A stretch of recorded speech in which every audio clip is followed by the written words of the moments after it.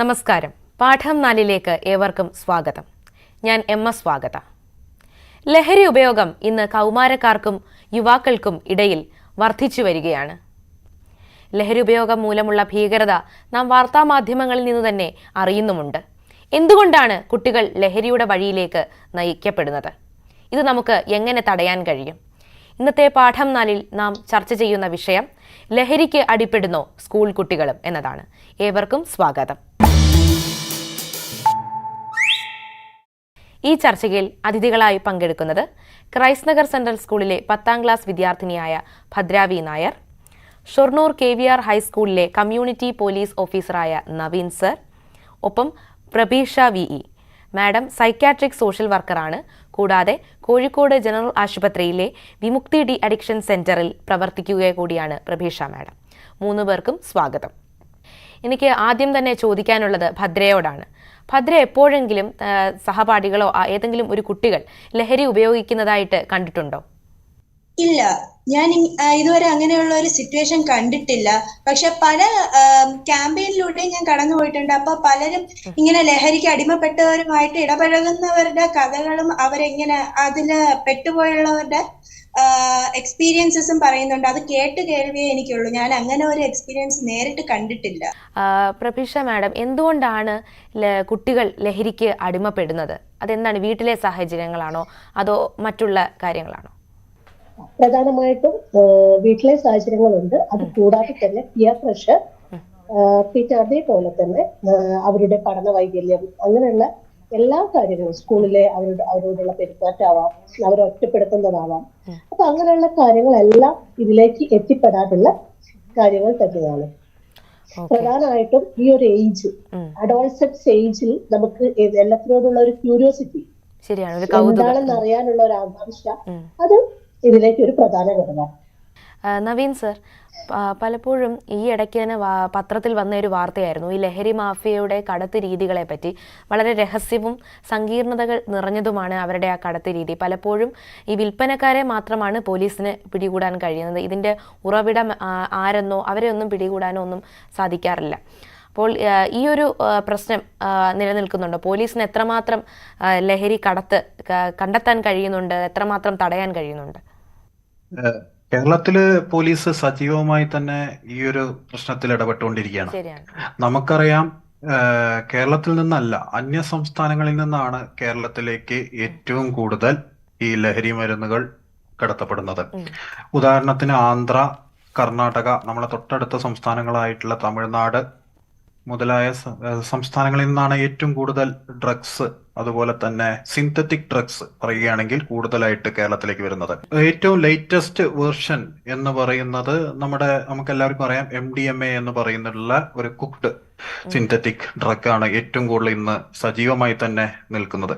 അതിന്റെ പ്രധാനപ്പെട്ട ഹബ്ബുകളിൽ ഒന്ന് കർണാടകയിലെ ബാംഗ്ലൂർ എന്ന് പറയുന്ന ഒരു വലിയ സിറ്റിയാണ്. ആ സിറ്റിയിലാണ് ഏറ്റവും കൂടുതൽ ഈ MDMA ഇന്ന് ഇന്ത്യയിൽ ഉൽപ്പാദിപ്പിക്കുന്നത് എന്നാണ് കണക്കുകൾ പറയുന്നത്.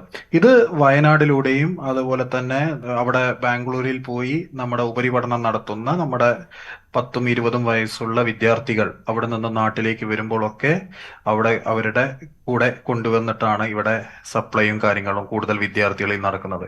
ഇതിന്റെ പ്രധാനപ്പെട്ട പ്രശ്നം എന്ന് പറയുന്നത്, ഇത് ഉണ്ടാക്കുന്ന ആളെയോ അല്ലെങ്കിൽ ഇത് അവിടെ നിന്ന് കൊടുത്തയക്കുന്ന ആളുകളെയോ നമ്മൾക്ക് അധികം കയ്യിൽ കിട്ടാറില്ല. ഏറ്റവും കൂടുതൽ ഇത് വിൽപ്പന നടത്തുമ്പോഴാണ് നമുക്ക് ഇതിന്റെ ഒരു ആളുകളെ പിടിക്കാനും ഒക്കെ പോലീസിന് കുറച്ചും കൂടി എളുപ്പമാവുന്നത്. പ്രധാനമായി വയനാട്ടിലൂടെ ഇതുപോലെ കാറുകളിൽ അവരെ തിരിച്ചു വരുമ്പോൾ, വീക്കെൻഡ്സിൽ തിരിച്ചു വരുമ്പോൾ കാറിന്റെ സ്റ്റെപ്പിനി ടയറിന്റെ ഉള്ളിൽ, അതുപോലെ തന്നെ എയർ ബാഗുകളുടെ ഉള്ളിൽ ഒക്കെയാണ് പ്രധാനമായി ഇത് കടത്തിക്കൊണ്ടുവരുന്നത്. പ്രധാനമായി കർണാടക, ആന്ധ്ര എന്ന പ്രദേശങ്ങളിലാണ് നമുക്ക് ഈ ഡ്രഗ്സ് കേരളത്തിലേക്ക് വന്നുകൊണ്ടിരിക്കുന്നത്. Okay sir.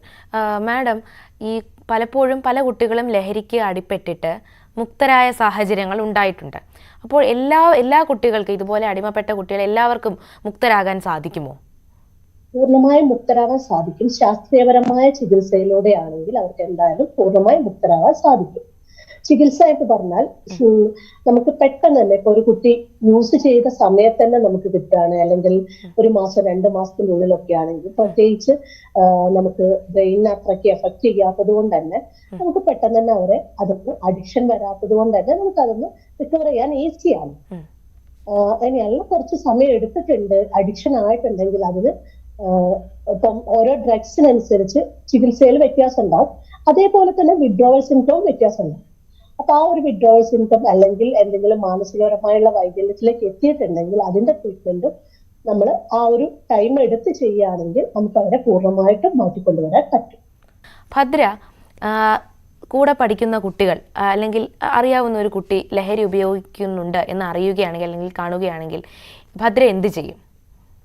ഞാൻ മാഡം പറഞ്ഞതുപോലെ ശാസ്ത്രീയമായ ചികിത്സയിലൂടെ മാത്രമേ ഒരു ആഡിക്ഷൻ അല്ലെങ്കിൽ ഡ്രഗ് ഉപയോഗിക്കുന്ന ഒരു കുട്ടിയെ ശരിക്കും പഴയതുപോലെ കൊണ്ടുവരാൻ പറ്റൂ. സ്വന്തമായിട്ട് സഹായം ചെയ്യാൻ പറ്റുമെന്ന് തോന്നുന്നില്ല. അതുകൊണ്ട് എനിക്ക് വിശ്വാസമുള്ള ഒരു മുതിർന്ന ആളിന്റെ അടുത്ത് ഈ കുട്ടി എന്തോന്നാണ് ചെയ്യുന്നതെന്നും ആ കുട്ടിയെ ഇങ്ങനെ ചെയ്യുന്നതെന്നും ഞാൻ വിശദമായിട്ട് പറഞ്ഞു കൊടുക്കാനായിരിക്കും ഞാൻ ശ്രമിക്കുക. സ്വയമായിട്ട് എനിക്ക് എന്തെങ്കിലും ചെയ്യാൻ പറ്റുമെന്ന് എനിക്ക് തോന്നുന്നില്ല. ശരിയാണ്, തീർച്ചയായിട്ടും നമ്മൾ കുട്ടികൾ മുതിർന്നവരെ ആദ്യം തന്നെ അത് അറിയിക്കേണ്ടതാണ്. പക്ഷേ പലപ്പോഴും കുട്ടികൾക്ക് പോലീസിനെ ബന്ധപ്പെടാനോ ഇതുപോലെയുള്ള കാര്യങ്ങൾ പറയാനോ ഒക്കെ ഭയമാണ്. കാരണം ഈ ഇടയ്ക്ക് തന്നെ നമ്മൾ വാർത്തയിൽ കണ്ടിരുന്ന ഒരു കുട്ടി, ആ കുട്ടി ഒരു വിൽപ്പനക്കാരിയായിരുന്നു. ആ കുട്ടി പോലീസിനെ അറിയിച്ചപ്പോൾ അത് ലഹരി മാഫിയയുടെ ആക്രമണത്തിന് ഇരയായി. അപ്പോൾ പോലീസിന് ഇത് വെളിപ്പെടുത്തുന്നവരുടെ വിവരം അല്ലെങ്കിൽ ഐഡന്റിറ്റി രഹസ്യമായി സൂക്ഷിക്കാൻ കഴിയുമോ? അതുപോലെ പോലീസിനെ ഇതുപോലെ ബന്ധപ്പെടാൻ ഇത്രയും പേടിക്കേണ്ട ആവശ്യമുണ്ടോ? നവീൻ സാറിനോടാണ് എനിക്ക് ചോദിക്കാനുള്ളത്. ഇത്തരം കുട്ടികൾ, നമ്മൾ ഇത് ഉപയോഗിക്കുന്ന കുട്ടികൾ ആയിക്കോട്ടെ, അല്ലെങ്കിൽ ഇത് ഉപയോഗിക്കുന്നത് കണ്ടു എന്ന് പറയുന്ന മറ്റു വിദ്യാർത്ഥികളോ ആരോ ആയിക്കോട്ടെ, അവർ പോലീസിനെ ബന്ധപ്പെടുന്നതിലോ എക്സൈസ് വകുപ്പിനെ ബന്ധപ്പെടുന്നതിലോ ഒരു ബുദ്ധിമുട്ടും ഇന്നില്ല. അവർക്ക് സ്കൂളുകളിലൊക്കെ വിമുക്തിയുടെ ഭാഗമായിട്ട് തന്നെ ടോൾ ഫ്രീ നമ്പറുകൾ, ഇത്തരം പ്രവർത്തനങ്ങൾ ആരെങ്കിലും ചെയ്യുന്നുണ്ടെങ്കിൽ അത് അറിയിക്കാനുള്ള ടോൾ ഫ്രീ നമ്പറുകൾ എല്ലാ സ്കൂളുകളിലും നോട്ടീസ് ബോർഡുകളിലും ഒക്കെ ഇത് പരസ്യമായി തന്നെ ലഭ്യമാണ്. മാത്രമല്ല എല്ലാ സ്കൂളുകളിലും ഇതുമായി ബന്ധപ്പെട്ടിട്ട് നല്ല രീതിയിലുള്ള ഒരു ബോധവൽക്കരണം നടന്നിട്ടുണ്ട് എന്നാണ് ഞാൻ മനസ്സിലാക്കുന്നത്. എല്ലാ വിദ്യാലയങ്ങളിലും കുട്ടികൾ ഇത്തരം പ്രവർത്തനങ്ങളിൽ ഏർപ്പെടുകയോ കാണുകയോ ചെയ്തിട്ടുണ്ടെങ്കിൽ അവരുടെ അധ്യാപകരുടെ അടുത്തോ അല്ലെങ്കിൽ ആ സ്കൂളിലെ കൗൺസിലേഴ്സ് ആയിട്ടോ ഒക്കെ ഇത് ബന്ധപ്പെട്ടിട്ട് വിവരങ്ങൾ കൊടുക്കുന്നുണ്ട്. ഇഷ്ടംപോലെ കുട്ടികൾ മുൻകൈ എടുത്തുകൊണ്ട് നിരവധി കടകളിൽ റെയ്ഡുകൾ നടക്കുന്ന ഒരു സാഹചര്യം ഉണ്ടെന്ന് കേരളത്തിൽ. അത്തരം പ്രവർത്തനങ്ങൾ നടന്നുകൊണ്ടിരിക്കുന്നുണ്ട്. കുട്ടികൾക്ക് അങ്ങനത്തെ ഒരു ഭയം ഇന്നത്തെ കാലത്ത് ഇല്ല എന്നാണ് ഞാൻ മനസ്സിലാക്കുന്നത്. ഓക്കെ മാഡം, പലപ്പോഴും ഈ ലഹരിക്ക് അടിമപ്പെട്ട കുട്ടികൾ സ്വബോധമില്ലാതെ വളരെ ഭീകരമായ രീതിയിൽ ആക്രമണങ്ങൾ നടത്തുന്ന സാഹചര്യങ്ങൾ ഉണ്ടായിട്ടുണ്ടല്ലോ, അങ്ങനെ കേട്ടിട്ടുണ്ട്. അപ്പോൾ മാഡത്തിൻ്റെ അനുഭവത്തിൽ അങ്ങനെ ഉള്ള ഒരു സംഭവം ഉണ്ടായിട്ടുണ്ടോ? എങ്ങനെയാണ് ആ കുട്ടികൾ, അവരുടെ സ്വഭാവം എങ്ങനെയായിരിക്കും? പ്രധാനമായിട്ടും ഞാൻ പറഞ്ഞു വിഡ്രോവൽ സിംറ്റം.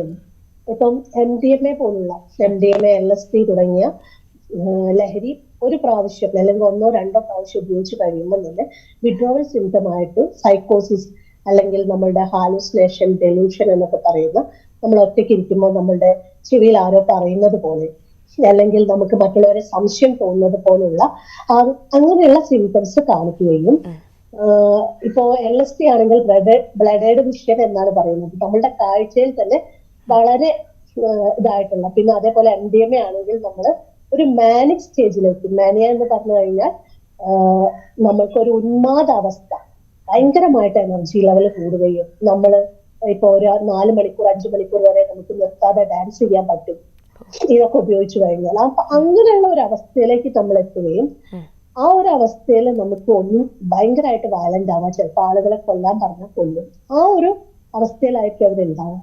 അപ്പൊ അങ്ങനെയുള്ള കുട്ടികൾക്ക് നമുക്ക് പ്രധാനമായിട്ടും ആ ഒരു വിഡ്രോവൽ സിംറ്റം ആണ് അവർ കാണിക്കുന്നത്. ആദ്യം നമ്മൾ മെഡിസിൻ കൊടുത്തു കഴിയുന്നതിനനുസരിച്ച് ആദ്യത്തെ 2 ആഴ്ച ചെറിയൊരു വിഡ്രോവൽ സിംറ്റം ഉണ്ടാവും. അത് കഴിയുന്നതോടെ അവർ പഴയ അവസ്ഥയിലേക്ക്, അത് സൈക്കോസിസിലേക്ക് മാറിയിട്ടില്ല, ഇൻഡ്യൂസ്ഡ് ഒരു മാനസിക രോഗത്തിലേക്ക് മാറിയിട്ടില്ല, ഒരു സാധാരണ ഒരു വിഡ്രോവൽ സിംറ്റം മാത്രമാണെങ്കിൽ നമുക്ക് ആ 2 ആഴ്ചയെ കൊണ്ട് തന്നെ അവരെ പഴയ രീതിയിലേക്ക് പതിയെ കൊണ്ടുവരാൻ സാധിക്കും. ഭദ്ര, നമ്മൾ നമ്മുടെ ഈ യുവതലമുറയ്ക്കിടയിൽ പലപ്പോഴും വളരെ കാഷ്വലായിട്ട് ലഹരി ഉപയോഗത്തെ കാണാറുണ്ട്. ഇപ്പോൾ പുകവലിക്കുകയോ അല്ലെങ്കിൽ മദ്യം ഉപയോഗിക്കുകയോ ഒക്കെ ചെയ്യുമ്പോൾ ആ കുട്ടി അങ്ങനെ ചെയ്യുന്നുണ്ട്, അല്ലാതെ അതിനെ വളരെ കാഷ്വലായിട്ട് ഒട്ടും ഒരു സീരിയസ് ആയിട്ട് പലപ്പോഴും നമ്മൾ കാണാറില്ല. നമ്മുടെ മനോഭാവത്തിലുള്ള ഒരു മാറ്റമാണ് ഈ കാണുന്നത്. അത് കുട്ടികളിൽ ലഹരി ഉപയോഗത്തിൻ്റെ ദൂഷ്യവശങ്ങളെപ്പറ്റി ശരിയായ ബോധവൽക്കരണം ഇല്ല എന്നുള്ളതിലേക്കാണോ ഇത് ചൂണ്ടിക്കാണിക്കുന്നത്? ഇതുപോലെയുള്ള മനോഭാവം നാം തികച്ചും മാറ്റേണ്ടതല്ലേ? എന്താണ് ഭദ്രയുടെ അഭിപ്രായം? പലപ്പോഴും നമ്മളുടെ ഇടയിൽ ഞാൻ കണ്ടുവരുന്നതെന്ന് വെച്ചാൽ ഈ സിഗരറ്റ് വലിക്കുന്നതും മദ്യപിക്കുന്നതും കൂളായിട്ട് ആളുകൾ കാണുന്നത്. വലിക്കുകയും ചെയ്യുന്നത് അതൊക്കെ കണ്ട് അതൊരു മോഡലായിട്ട്, പ്രത്യേകിച്ച് ആൺകുട്ടികള് അത് മോഡലായിട്ട് സിഗരറ്റ് വലിക്കുന്നത് എന്തോ വലിയ കാര്യമാണെന്നുള്ള രീതിയിലാണ് അവരെടുക്കുന്നത്. എന്നാൽ സിഗരറ്റ് വലിക്കുമ്പോൾ അതുകൊണ്ട് ഉണ്ടാവുന്ന ദൂഷ്യവശങ്ങൾ പലരും ചിന്തിക്കുന്ന പോലുമില്ല. അതുപോലെ തന്നെ ഡ്രഗ്സും പലരും അത് ചെയ്താൽ എന്ത് സംഭവിക്കും എന്ന് അറിയാൻ വേണ്ടി ചെയ്യുന്നവരാണ് മിക്ക ആളുകളും. അതുകൊണ്ട് ഉണ്ടാവുന്ന അത് ഒരു പ്രാവശ്യം ഉപയോഗിച്ചാൽ തന്നെ അതിന്റെ അടിമകളാവുന്ന സാധനങ്ങളാണ് എന്നുള്ള ബോധവൽക്കരണം നടത്തുന്നുണ്ടെങ്കിലും ചിലപ്പോഴത് ചില ആളുകൾ ചെയ്യാനായിട്ട് ശ്രമിക്കാറുണ്ട്. അത് തടയാനായിട്ട്, അത് പ്രോത്സാഹിപ്പിക്കാനായിട്ട് കൂട്ടുകാർ കൂടെ നിൽക്കുന്നു എന്നുള്ളതാണ് ഏറ്റവും വലിയ കുഴപ്പമായിട്ട് ഞാൻ കണ്ടുവരുന്നത്. നവീൻ സർ, ഈ ലഹരി എന്ന് പറയുമ്പോൾ ഇപ്പോൾ 2-3 പേരുകൾ കേട്ടു, MDMA, LSD അതുപോലെയുള്ളവ, അതൊക്കെ സ്വയം ഉപയോഗിക്കുകയാണ്. പക്ഷെ പലപ്പോഴും ചില കുട്ടികൾ തങ്ങൾ അറിയാതെ തന്നെ ലഹരിക്ക് അടിമപ്പെട്ട് പോകുന്ന ചില സാഹചര്യങ്ങളുണ്ട്. അതായത് മിഠായിയിലോ അല്ലെങ്കിൽ ജ്യൂസിലോ ഒക്കെ അങ്ങനെ അവരുടെ ശരീരത്തിനുള്ളിൽ അത് എത്തി പിന്നെ അവർ അടിമകളാകപ്പെടുന്ന ഒരു സാഹചര്യം. എങ്ങനെ ഇത് നമുക്ക് പ്രതിരോധിക്കാൻ കഴിയും? നമ്മള് ഇപ്പോൾ ലേറ്റസ്റ്റ് ആയി കണ്ടുവരുന്നത് ചില മിഠായികളിൽ മാത്രമല്ല, ചില മൗത്ത് റിഫ്രഷ്നറുകൾ, ചെറിയ പാക്കറ്റുകളിൽ 50 പൈസയ്ക്കും 1 രൂപയ്ക്കൊക്കെ കിട്ടുന്ന ചില മൗത്ത് റിഫ്രഷ്നറുകളിൽ വരെ ഇത്തരം സാധനങ്ങൾ അടങ്ങിയിട്ടുണ്ട് എന്നുള്ളതാണ്. ഈ കുട്ടികൾ, അതായത് 8-ലോ 9-ൽ അല്ലെങ്കിൽ 7-ാം ക്ലാസ്സിൽ പഠിക്കുന്ന വിദ്യാർത്ഥികൾ, അവര് ചിലപ്പോൾ ഒരു കൗതുകത്തിന് വേണ്ടി തുടങ്ങുന്നതാവാം. കൗതുകം എന്നുള്ളത് കൗമാരപ്രായത്തിൽ ഒരു പ്രധാനപ്പെട്ടതാണല്ലോ. അവരൊരു കൗതുകത്തിന് വേണ്ടി അത് ഉപയോഗിക്കാൻ തുടങ്ങുന്നു. പിന്നീട് അതിനൊരു അടിമപ്പെടുന്ന ഒരു രീതിയിലേക്കാണ് സാധാരണ രീതിയിൽ മാറുന്നത്. ഇത് കടകളിൽ നമ്മൾ എല്ലാ സ്കൂളുകളിലും ഒരു ആന്റി നാർക്കോട്ടിക് കമ്മിറ്റി എന്ന് പറഞ്ഞിട്ടൊരു കമ്മിറ്റി രൂപീകരിച്ചിട്ടുണ്ട്. ഇത്തരം പദാർത്ഥങ്ങൾ, ഇത്തരം മിഠായികൾ, അതുപോലെ തന്നെ ആ സ്കൂളിന്റെ പരിസര പ്രദേശത്തെ ഏതെങ്കിലും കടകളിൽ ഇത്തരം പദാർത്ഥങ്ങൾ വിൽക്കുന്നുണ്ടെങ്കിൽ അതിന്റെ ഒരു വിവരം നൽകാൻ എക്സൈസ് വകുപ്പിന്റെ കീഴിൽ തന്നെ എല്ലാ സ്കൂളുകളിലും ഒരു ആന്റി നാർക്കോട്ടിക് കമ്മിറ്റി രൂപപ്പെട്ടിട്ടുണ്ട്. ആ കമ്മിറ്റിയിൽ വിദ്യാർത്ഥികൾ ഉൾപ്പെടുന്ന ഒരു കമ്മിറ്റിയാണ്. ആ കമ്മിറ്റിയിൽ വളരെ കാര്യക്ഷമമായ ആ കാര്യങ്ങളിൽ വിവരങ്ങൾ പോലീസിനും അതുപോലെ തന്നെ എക്സൈസ് ഡിപ്പാർട്ട്മെന്റിനും നൽകിക്കൊണ്ടിരിക്കുന്നുണ്ട്. Okay sir. മാഡം, ഒരു കുട്ടി മാഡം മുമ്പ് പറഞ്ഞതുപോലെ തന്നെ പൂർണ്ണമായും മുക്തരാകാൻ സാധിക്കുമെന്ന് പറഞ്ഞല്ലോ. അപ്പോൾ തികച്ചും സാധാരണ ജീവിതത്തിലേക്ക് ആ കുട്ടി മടങ്ങി വരികയാണെങ്കിൽ പിന്നെ ഒരിക്കലും അതിന് ആ ലഹരി മരുന്നിനോടൊരു അഡിക്ഷൻ ഒരിക്കലും തോന്നുകയില്ലേ? അങ്ങനെ നമുക്ക് പറയാൻ പറ്റില്ല. അഡിക്ഷൻ എന്ന് പറയുമ്പോൾ നമ്മളുടെ ബ്രെയിനില് റിവാർഡ് പാത്വേയിൽ ഇത് ഓൾറെഡി നമ്മളുടെ മരണം വരെ അവിടെ ഉണ്ടാകും. അപ്പൊ മനസ്സിലതുണ്ടാവും. ആ ഒരു ക്രേവിങ് നമുക്ക് വരുമ്പോ ആ ക്രേവിങ്ങിനെ എങ്ങനെ മാനേജ് ചെയ്യാമെന്നും പിന്നെ നമ്മൾ അതിലേക്ക് പോവാതിരിക്കാനുള്ള വഴികളുമാണ് നമ്മൾ ട്രീറ്റ്മെന്റിൽ പറഞ്ഞു കൊടുക്കുന്നത്. പിന്നെ നമുക്ക് എപ്പോഴെങ്കിലും റിലാപ്സിലേക്കോ ലാപ്സിലേക്കോ ആയി കഴിഞ്ഞാൽ അപ്പൊ തന്നെ നമ്മൾ ഡോക്ടറെ വന്ന് കാണുക, അല്ലെങ്കിൽ നമ്മൾ ട്രീറ്റ്മെന്റ് വീണ്ടും എടുക്കുക. അതല്ലാതെ നമുക്ക് പൂർണ്ണമായിട്ടും ഇതിലേക്ക് മാറുക എന്ന് പറയുന്നത് നമുക്ക് പോസിബിൾ ആണോ എന്ന് വെച്ചാൽ ആണ്. പക്ഷെ ഞാനാണ് ആ ലഹരി ഉപയോഗിക്കുന്നതെങ്കിൽ ഞാൻ വിചാരിച്ചാൽ എനിക്കത് പൂർണ്ണമായിട്ടും മാറ്റി നിർത്താൻ പറ്റും. സ്വയം പ്രതിരോധിക്കുക എന്നുള്ളതാണ് അല്ലെ, സെൽഫ് കൺട്രോൾ എന്നുള്ളതാണ് ഇതിൽ മുഖ്യം എന്നല്ലേ മാഡം പറഞ്ഞു വെക്കുന്നത്? നമുക്ക് കുറെ എന്താ പറയുക, ക്രേവിംഗ് വരും, ആഗ്രഹം വരും. പക്ഷെ അതിന് കൺട്രോൾ ചെയ്യാനുള്ള മെഷറും നമ്മൾ തന്നെ കണ്ടെത്തുക. അതാണ് നമ്മൾ ചെയ്യേണ്ടത്. ഓക്കെ. ഭദ്രയുടെ അഭിപ്രായത്തിൽ എങ്ങനെ ഒരു കുട്ടിക്ക്, അപ്പം മാഡം പറഞ്ഞതുപോലെ പിയർ പ്രഷർ കാരണം അതുപോലെ സ്റ്റൈല് കാരണമൊക്കെ പല കുട്ടികളും ലഹരി ഉപയോഗിക്കാൻ ഒരു കൗതുകത്തിന് ഉപയോഗിച്ച് തുടങ്ങാറുണ്ട്. നമുക്ക് എത്രമാത്രം സെൽഫ് കൺട്രോൾ ചെയ്യാൻ പറ്റും? നമ്മൾ ആദ്യമായിട്ട് ചെയ്യേണ്ടത് അത് ഉപയോഗിച്ചാൽ നമുക്ക് നമ്മുടെ ഹെൽത്തിനത് നല്ലതല്ല എന്നുള്ള കാര്യം ഉറപ്പിക്കുക. അത് എന്ത് ചെയ്താലും അത് ഞാൻ ചെയ്യില്ല എന്നുള്ളൊരു നിശ്ചയദാർഢ്യം നമുക്കുണ്ടെങ്കിൽ ചെയ്യില്ല എന്നാണ് നമ്മുടെ ഒരു വിശ്വാസം. കൂട്ടുകാരെന്ത് പറഞ്ഞാലും അവൻ അത് ചെയ്തു അല്ലെങ്കിൽ ഇത് ചെയ്തു, ഇത് കഴിച്ചാൽ കൊള്ളാം, വിഷമം എല്ലാം മാറും എന്നെല്ലാം പറഞ്ഞാലും ചെയ്യൂല, ഞാനത് ചെയ്യൂല, അത് എന്റെ ഹെൽത്തിന് മോശമാണ് എന്നുള്ള ഒരു ഉറച്ച വിശ്വാസം. അതിന് ആദ്യം വേണ്ടത് നമ്മുടെ സ്കൂളിൽ ബോധവൽക്കരണം. 2 സ്കൂളിൽ സ്ഥിരമായിട്ട് 4 മാസത്തിലൊരിക്കൽ ബോധവൽക്കരണം നടത്താറും പരിശോധനകൾ നടത്താറും ഉണ്ട്. എല്ലാ സ്കൂളുകളിലും അത് ചെയ്യണം എന്നാണ് എന്റെ ഒരു അഭിപ്രായം. മാത്രമല്ല, വിശ്വസ്തമായിട്ടുള്ള സ്ഥലങ്ങളിൽ നിന്ന് മാത്രം ഭക്ഷ്യപാനീയങ്ങൾ വാങ്ങിച്ച് കഴിക്കുകയും കുടിക്കുകയും ചെയ്യുക. മാത്രമല്ല, വേറൊരെണ്ണം, മാതാപിതാക്കൾ സ്ഥിരമായിട്ട് കുട്ടികളുടെ ബാഗുകൾ പരിശോധിക്കുന്നുണ്ടെന്ന് ഉറപ്പുവരുത്തുക. പരിചയമില്ലാത്ത എന്തെങ്കിലും തരം സാധനമോ മറ്റോ ഉണ്ട് എന്ന് തോന്നുകയാണെങ്കിൽ അത് എന്തോന്നാണെന്ന് ചോദ്യം ചെയ്യാനുള്ള ഒരു ആർജവം കാണിക്കണം. എന്റെ വേറെ ചുറ്റുവട്ടത്തുള്ള കുട്ടികൾ അവരുടെ സ്കൂളിൽ നിന്ന് മുട്ടായി രൂപത്തിലുള്ളത് പാരന്റ്സ് അറിയാതെ ബാഗിൽ വെച്ചുകൊണ്ട് കൊണ്ടുപോകുന്ന കാര്യങ്ങളൊക്കെ പറയാറുണ്ട്. അത് കൊണ്ടുപോയി അത് അവർ പിടിക്കാതിരിക്കും. ഇത് ഈ കുട്ടിയുടെ ആരോഗ്യം വളരെയേറെ മോശപ്പെട്ട ശേഷം മാത്രം ടീച്ചർമാർ പിടിക്കുകയും ചെയ്യുന്ന സിറ്റുവേഷൻ ഉണ്ട്. അപ്പൊ സ്ഥിരമായിട്ട് മാതാപിതാക്കൾ കുട്ടികളുടെ ബാഗുകൾ ചെക്ക് ചെയ്യുകയും അവരെന്തോന്ന് ചെയ്യുന്നു എന്നുള്ളതൊന്ന് ശ്രദ്ധിക്കുകയും വേണം എന്നാണ് എന്റെ അഭിപ്രായം. പാഠം 4-ൽ ഇനിയൊരു ഇടവേളയാണ്.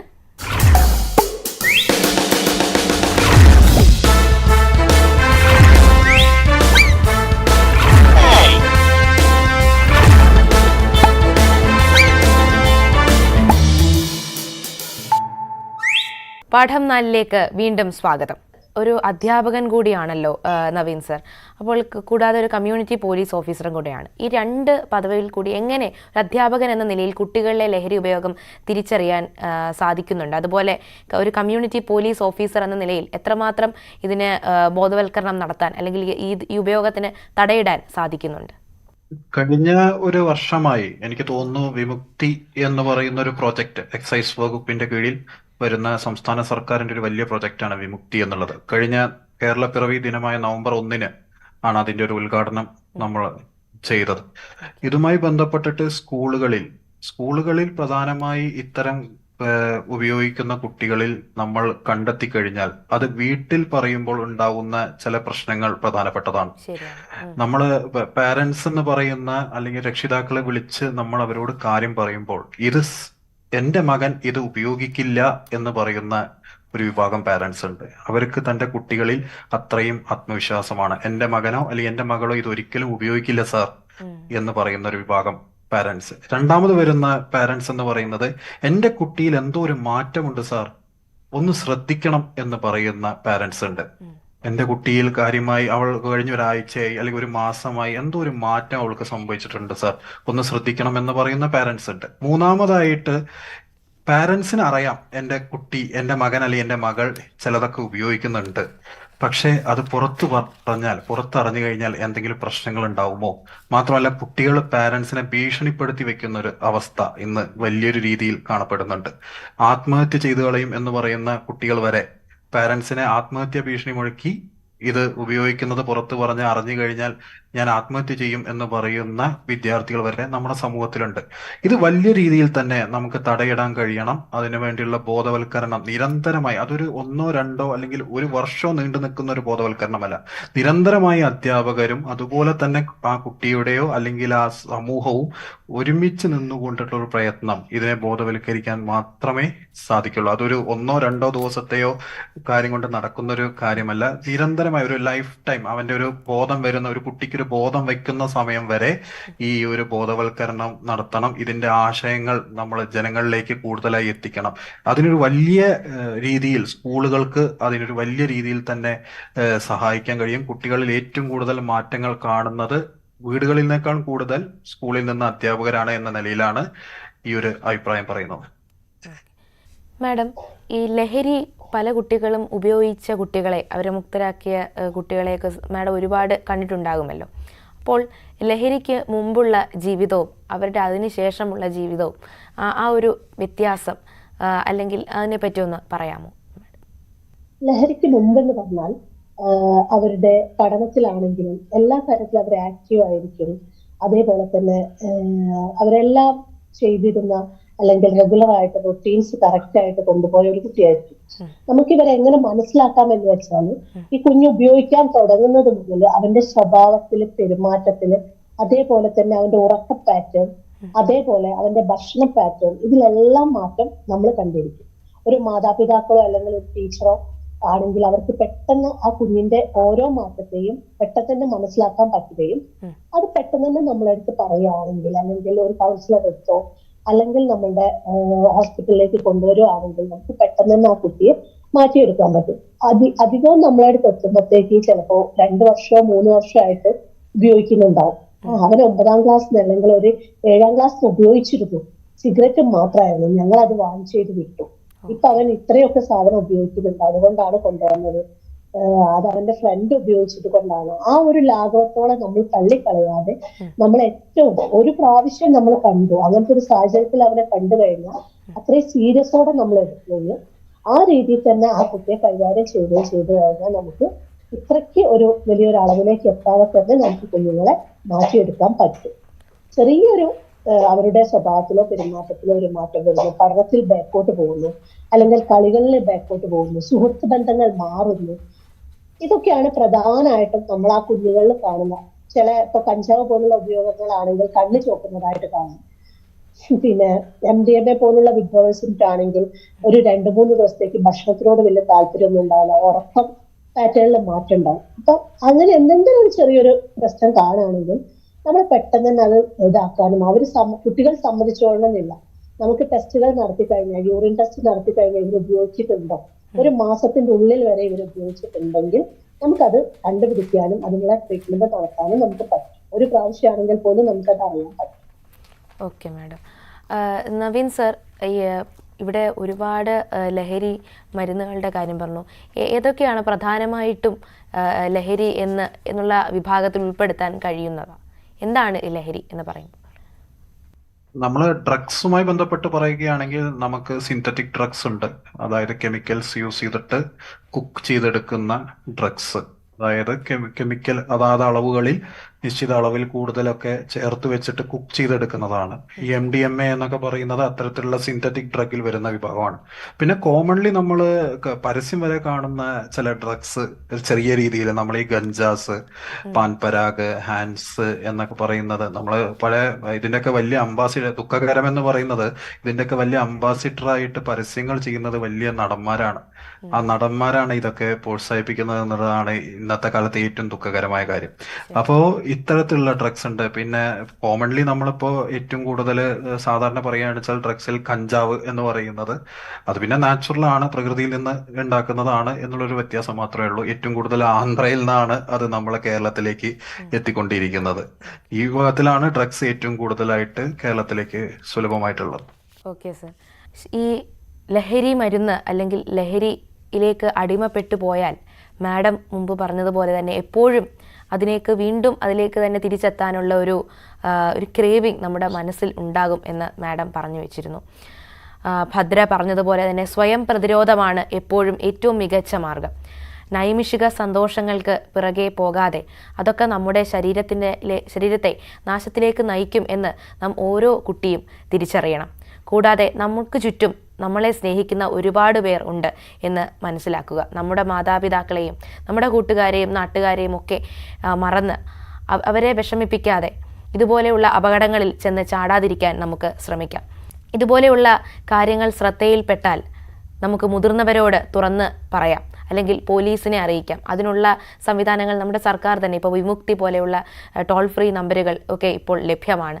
അത് നമുക്ക് ഉപയോഗിക്കാം. സമൂഹം ഒന്നടങ്കം ഒറ്റക്കെട്ടോടെ നിന്നാൽ മാത്രമേ യുവതലമുറയെ, നാളത്തെ പൗരന്മാരാകേണ്ട യുവതലമുറയെ ഈ അപകടത്തിൽ നിന്ന് രക്ഷിക്കാൻ സാധിക്കുകയുള്ളൂ. പാഠം 4 ഇന്നത്തെ ചർച്ച ഇവിടെ പൂർണ്ണമാകുകയാണ്. നന്ദി, നമസ്കാരം.